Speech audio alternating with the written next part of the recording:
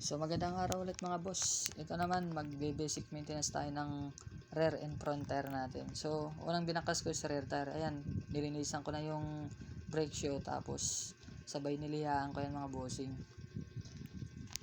para gumaspang siya, tsaka mas makapit sa pinaka-hub natin. Yan nga pala mga bossing, yung lining ko is hindi na stock yan, kumaga pinabanding ko na lang yan.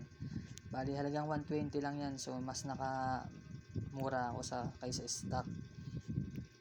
Ayan, rubberized type siya, kaya hindi siya nakakasira sa magis natin kasi rubberized type, at saka mas maganda yung kapit ng rubberized. So ayan mga bossing, next natin dyan naman gawin is yung gear natin. Lagyan natin ng grasa yung high temp, kasi yan mas maganda yung high temp, kasi pag tumatakbo yung motor natin lalong umiinit yan, so hindi agad basta-basta nalulusaw yung nilagyan natin ng grasa. Tsaka importante may grasa yan para maganda tumakbo at hindi pigil yung takbo ng gulong natin. Tsaka isa pa, iwas tayo ng kinakalawang, kasi pag once na kinalawang yung gear natin yan, hirap tanggalin natin yung pinakagulong natin dyan, kaya mas maganda meron tayong high temp grease. Yan, ganyan lang, lagyan nyo ng mabuti, palibutan nyo ng grasa yung pinaka bearing at saka yung gear. So wag din natin nagkalimutan lagyan yung pinaka sa mags natin, yung gear natin doon. So lagyan din natin yan para di agad siya kinakalawang. Ayan, binabalik na natin yung brake shoe mga boss. O, ilapat nyo muna yung isa, tapos yan, may spring yan, so dandahanin nyo lang. Pagkalapat ng isa, yung isa naman ang nyo, ilalapat nyo. So ganyan lang mga bossing, basic lang, hindi naman gano'ng kahirap magkabit yan. So ganun lang gawin nyo, diskarte dun para mabis mo ano. So ayan, balik na natin mga boss, kasi tapos na tayo sa mga pagdalagyan ng grasa, paglilinis. So yan, dandahanan lang, ikot-ikotin nyo lang konti. So pag ayan, pumasok na yung mga bossing, okay na yan.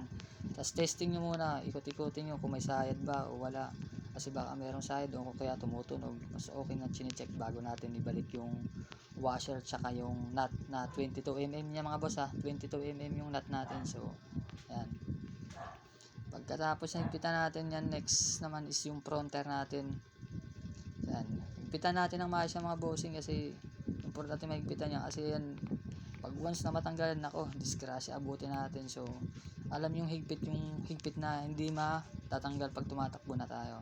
So ito mga bossing, sa harapan naman tayo. Bali yung nut na yan is 17mm yan, yung sa pag nakaharap tayo sa ganun is left side. Yung sa right side naman, ang nut nyan is 12mm.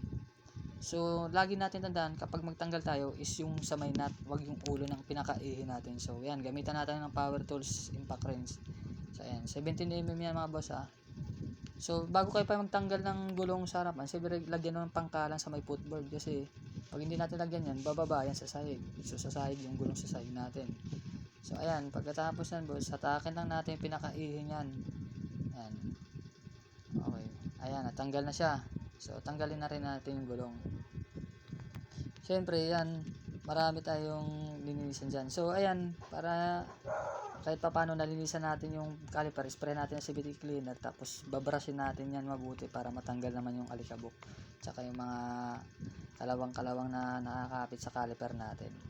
So ayan, pagkatapos natin yung brushan, huwag natin kalimutan lagyan din natin ng high temp grease yung pinaka-ehe, kasi yan, kinakalawang yan mga bossing, lalo na kung nagwa-washing tayo kaya tag-ulan, nababasa siya. So kinakalawang yan, importante merong ano yan, para yung takbo ng gulong din natin sa harapan is swabe. So ayan, palibutan nyo lang yan ng high temp grease.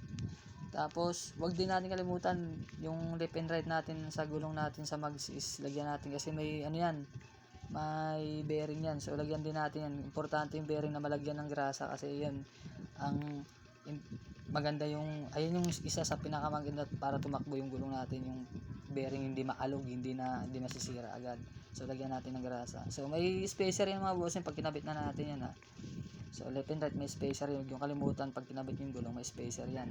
So ayan, ready nyo lang yung tapos angat na natin yung gulong, ipasok natin sa disc brake, yung disc brake pasok natin sa caliper. So ayan, iikot-ikotin nyo lang, so hanggat sa pumasok na. Okay, yan, ganun lang mga boss. So testing ulit natin, ikotin natin, baka may tunog o sayad o baka may pumipigil sa gulong. So ayan, balik lang natin ulit yung 17mm mga boss. Yan lang mga boss, basic maintenance lang. Please subscribe mga boss. Salamat talaga ng marami. Thank you.